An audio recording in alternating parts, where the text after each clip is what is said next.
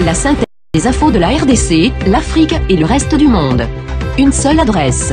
www.congosynthèse.com.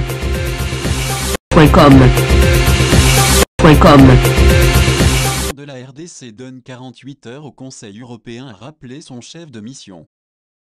Le gouvernement de Kinshasa invite instamment l'Union européenne à rappeler dans le 48 heures à partir de jeudi 27 décembre, sans représentation en RDC, une mesure de rétorsion, après le maintien des sanctions de l'Union européenne, visant 14 personnalités congolaises dont le candidat du pouvoir, Emmanuel Ramazani Shadary. Ces sanctions, n'en déplaise au Conseil européen, violent le droit international, portent atteinte aux droits fondamentaux des personnalités concernées, au point qu'elles ont été condamnées par les instances régionales et sous-régionales du continent africain. Concrètement, le gouvernement de la RDC invite instamment le Conseil européen à procéder impérativement dans le 48 heures, au rappel de son chef de mission en République démocratique du Congo, a précisé Sheikh Kitundu, le chef de la diplomatie congolaise.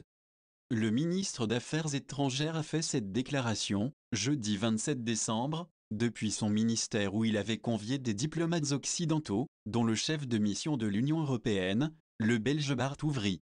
Cette mesure sanctionne d'une part le comportement répréhensible de l'intéressé, et d'autre part s'inscrit dans le cadre de la réciprocité, a insisté le ministre d'une voix tendue. Cette décision d'expulsion du diplomate européen Bart Ouvry est prise au nom du principe de réciprocité promis par Kinshasa, il y a de cela quelques semaines, par la voix du porte-parole du gouvernement Lambert Mende, dans son dernier point de presse. Ainsi que l'a dit le ministre des Affaires étrangères, nous nous réservons le droit de dévoiler ici et maintenant les mesures de rétorsion que nous envisageons vis-à-vis de ceux qui veulent faire marcher le train de l'histoire à reculons dans ce pays, qu'il me suffise simplement de vous dire que nous n'acceptons pas qu'une organisation régionale comme l'Union européenne nous considère comme une arrière-cour, parce que nous ne sommes pas européens. Nous sommes un pays africain, membre de l'Union africaine, membre de la communauté internationale, c'est-à-dire de l'Organisation des Nations Unies, qui seule a le pouvoir d'entreprendre, d'initier des sanctions contre les États membres. Nous ne sommes pas un État membre de l'Union européenne pour qu'on puisse articuler des sanctions contre nous. Et donc, notre gouvernement, les personnalités représentatives du gouvernement qui ont été frappées et ont été victimes de cette mesure injuste, comme l'a dit le ministre, à la souveraineté des Européens qui croient que cela leur donne le droit de faire tout ce qu'ils veulent, nous opposerons la souveraineté de la République démocratique du Congo. Je vous invite à ouvrir les yeux dans les jours qui viennent et vous verrez ce que vous verrez. Et je pense que les rieurs ne seront pas là où l'on croit.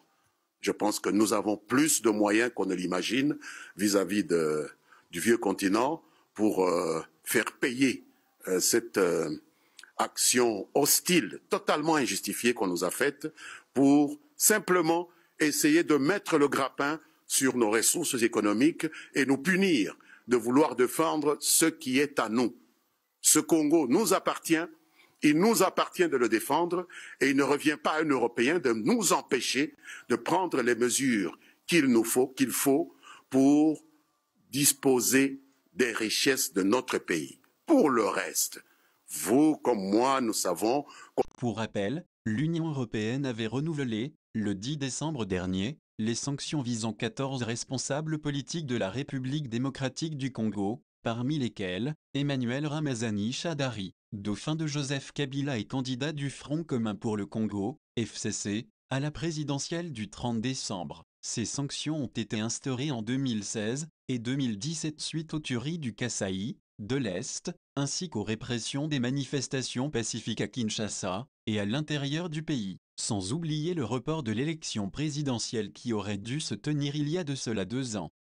Les relations diplomatiques entre Kinshasa et les puissances occidentales ne sont plus au beau fixe. En dehors de l'Union européenne, La RDC n'est pas en odeur de sainteté avec les États-Unis d'Amérique, ni avec le Conseil de sécurité de l'ONU, encore moins avec la Conférence internationale de la région des Grands Lacs, ou encore la SADC, Communauté de développement de l'Afrique australe, dont Joseph Kabila a séché le tout dernier sommet tenu au Congo-Brazzaville. Les conclusions de ce sommet conjoint de deux organisations régionales ont été rendues publiques le 26 décembre 2018 à Brazzaville.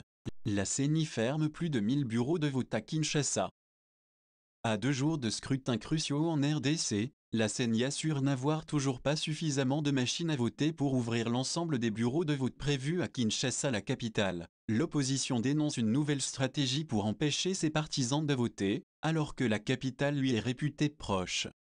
Après l'incendie de l'un de ses principaux entrepôts à Kinshasa, à mi-décembre, 8000 machines à voter sont parties en fumée, affirme la Commission électorale nationale indépendante. Sur les 10 300 et quelques, il n'en restait donc plus que 2300. Aujourd'hui, elle affirme en avoir réuni 9000, en récupérant entre autres certaines machines dans le Haut-Katanga.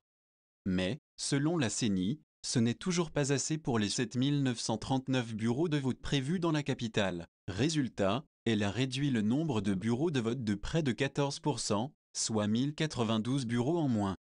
Le rapporteur de la CENI, Jean-Pierre Kelamba, assure que ça ne pose aucun problème, citant cet exemple, au lieu de 10 bureaux de vote dans une école, il n'y en aura que 9. Au lieu de 600 électeurs par bureau, il y en aura 700. Mais là encore, pas de problème, assure la CENI, tous ceux qui seront dans la file d'attente pourront voter, insiste-t-il.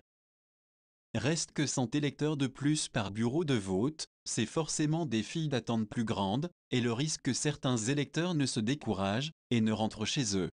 Autre problème, les électeurs sauront-ils où aller voter, avec cette réorganisation tardive? Enfin, si les votants passent de 600 à 700 par bureau de vote, il faut réimprimer les listes d'électeurs.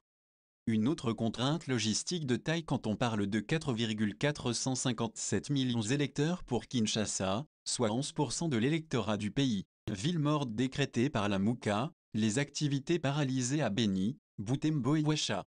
Les activités sont paralysées ce vendredi 28 décembre dans les grandes villes de la province du Nord Kivu, notamment à Beni, Butembo et Ouacha. Les habitants de ces villes répondaient ainsi à l'appel d'une journée ville morte décrétée par la société civile de la région mais aussi la plateforme politique Lamouka pour protester contre le report des élections dans les circonscriptions de Beni Territoire, Béniville et Butembo, ainsi que celle de Yumbi dans le Maï-Ndombe. Dans la ville de Beni, toutes les activités sont paralysées, boutiques, magasins, petits commerces sont fermés, et la circulation est difficile. Des groupes des jeunes ont érigé des barricades sur le boulevard Nyamwisi, l'artère principale de la ville, et sur le boulevard Rwenzori dans la commune du même nom, ainsi que sur les avenues dans plusieurs quartiers de Beni. Certains jeunes ont même passé la nuit dehors après les manifestations de jeudi 27 décembre. Dans la ville commerciale de Butembo, toutes les activités sont également au point mort. Les barricades sont également constatées sur la grande route entre la commune Kimomi et Moussoussa ainsi que différentes rues de la ville, rapportent des sources locales. La commune rurale d'Ouacha, chef-lieu du territoire de Beni, ressemble à une ville fantôme. Toutes les activités sont paralysées, mais l'on ne note pas des barricades sur différentes rues et avenues, selon des habitants de cette commune. À Kinshasa, la circulation est restée normale, le marché central a ouvert comme d'habitude. À la cité, les boutiques, magasins, pharmacies sont aussi restés ouverts.